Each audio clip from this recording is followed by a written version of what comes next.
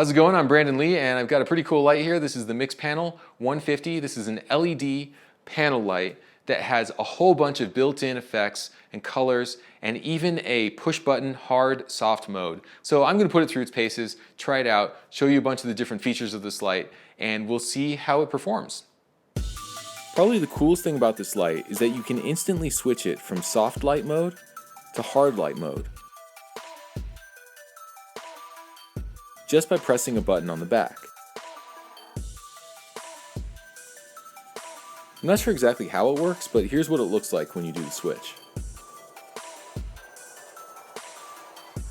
One thing I noticed though is that the switch between hard and soft is much less noticeable when you move the light further away from the subject.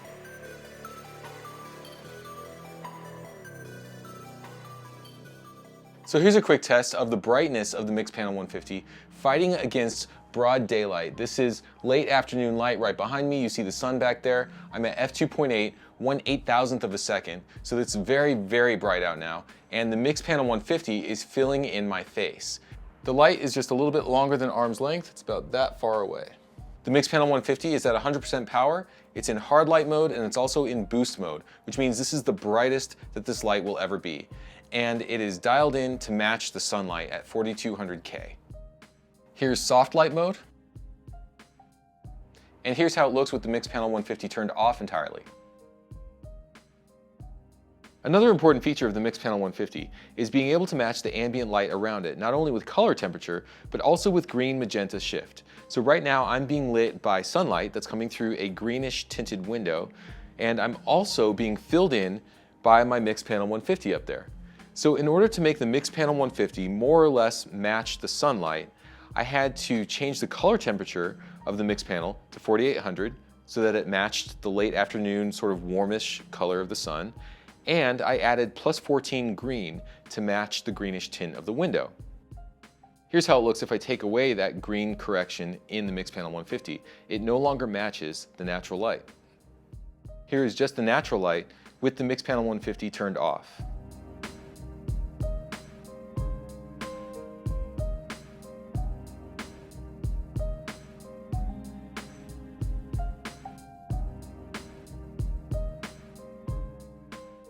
We are at 5600K right now. This is daylight balance, 100% output, and it's also silent mode, meaning that the fans are turned completely off. So this is the mode you're going to want to use if you're recording sync sound and your talent is very close to the light as I am right now.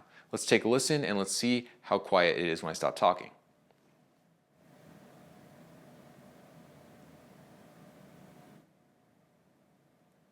So now I'm still in soft light mode, but I've boosted up the light's brightness to the normal setting, which engages the fans. So at this distance, when I'm silent, you'll hear what the fans sound like.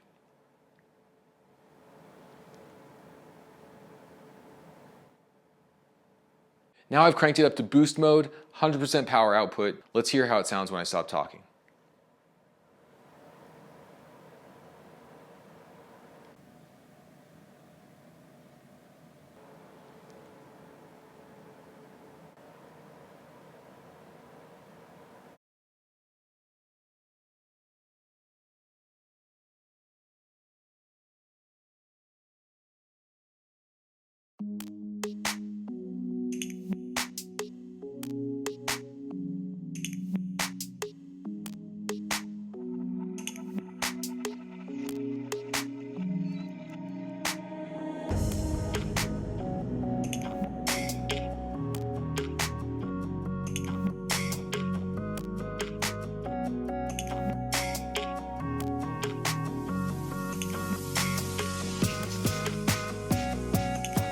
Blue police car effect. TV. Paparazzi. Candle. Disco. Pulse effect. Flash. CCT loop, which is going gradually from cold to warm back to cold. hue loop, cycling through the hues. 2700K, 3200K, 4300K, 5600K, 6300K, 7500K, 5600K plus 50 green, plus 50 magenta. There's a problem that happens when you try to use green or magenta in combination with dimming the light. For whatever reason, the green and the magenta don't dim. Only the white light dims. So when I've got it at 5%, like you see here, I'm fully magenta because the white light is almost gone, but the magenta is still at full blast. I don't know why they programmed it like this, but it's really kind of a pain. Here it is at plus 50 green, dimmed down to 5%. Same problem. So now I reduced the green output from 50 to 5.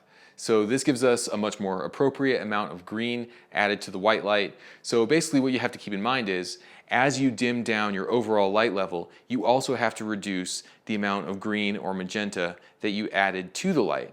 And the problem here is, if you only added a little bit of green or magenta when it was at 100% power, then when you dim it down to 5% power, you won't be able to subtly control that green or magenta as much anymore. You'll basically have it at +1 green or +1 magenta, which may be too much. It may offset the color balance. So you might not be able to get quite the right balance to fit the ambient light if you have to dim down really far.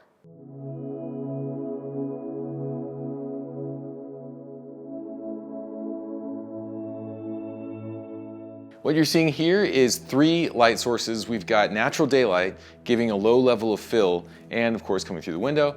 And I've got the Forza 60B shooting with a projector lens to give us this pattern of a Venetian blind window here. And then I'm filling in the rest of the ambience with the MixPanel 150 in the soft light mode. The light coming out of the MixPanel 150, of course, was already soft to begin with, so I didn't have to set up a softbox or anything like that in order to make it look natural on camera. All I had to do was rise it up on a stand and angle it so that it was feathered off of this back wall and just hitting my face with the edge of the light. It's really helpful being able to control this light without using a softbox or a grid, because softboxes and grids eat up the output of the light. They make it less bright. So in addition to taking extra time for setup, you're also reducing your efficiency, which means that you need a brighter light to start with in order to combat a bright ambience like you would have in a room like this.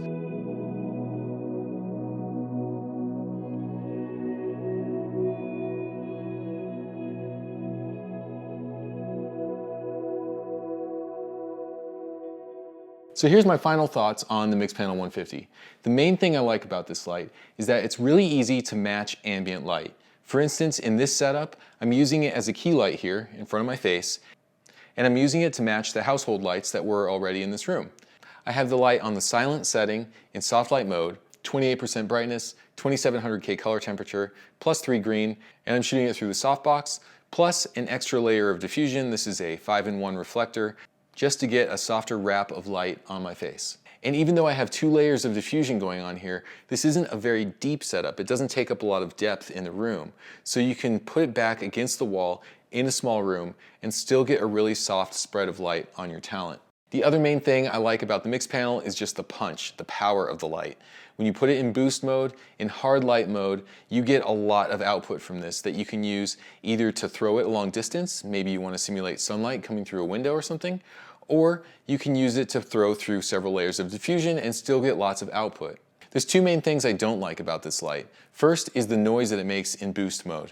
If you're shooting in a quiet room and you have to move the light close to your talent and you have to use boost mode, you will get a lot of noise in the background, especially if the talent is not close mic'd. If you have like a boom mic, then you'll get some of that background noise of the fan creeping into your audio, and it will be a problem. The second thing I don't like about the light is that dimming problem that I talked about earlier. When you dim it down too far, you're no longer able to use the RGB lights effectively. Only the CCT lights will dim all the way down to 1%. Otherwise, I recommend staying above 10 or 15% if you plan on using the RGB lights or the green magenta shift. And the final thing I should mention here, it's not a heavy light, but it's also not the lightest panel on the market. In other words, I would hesitate to bring this as a second carry-on item on the plane because it's pretty bulky when you put it in the supplied bag that it comes with, and it's fairly heavy. So if you're looking for the most portable light to travel with, this probably isn't the solution. This is more of a balanced light between power and portability. So it's a good light for bringing on local shoots, if you have a truck or something and you're gonna have other equipment with you. I would not bring this along on a backpacking type of shoot, or if I was doing a lot of traveling where I had limited amounts of luggage that I could carry. Okay, so that's my demonstration of the MixPanel 150. Hope you enjoyed this little review. And of course, please click like and subscribe and that notification bell so you're the first to find out when I post another video. Okay, I'll see you next time.